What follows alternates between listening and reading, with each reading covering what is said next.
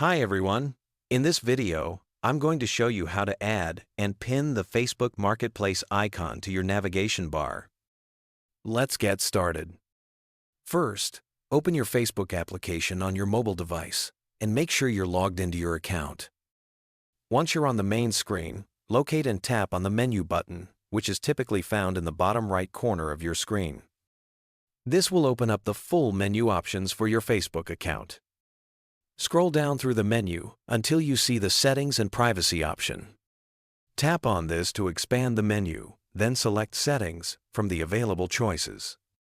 Within the Settings menu, continue scrolling down until you find the Shortcut Bar or Tab Bar option. This might be labeled slightly differently depending on your app version.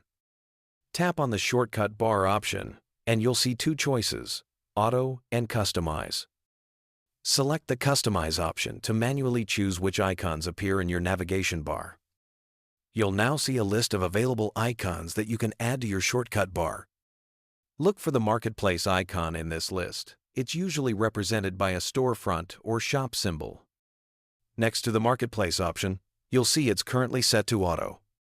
Tap on this auto setting, and a pop-up window will appear, giving you the option to pin the Marketplace icon to your bar.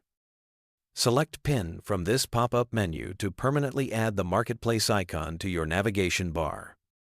Once you've pinned the icon, you can rearrange the order of your navigation icons by dragging them into your preferred sequence. After you've customized your bar to your liking, back out of the Settings menu. You'll now see the Facebook Marketplace icon permanently displayed in your navigation bar for easy access whenever you use the Facebook app. This makes it much quicker to browse and shop on Marketplace without having to search through menus every time.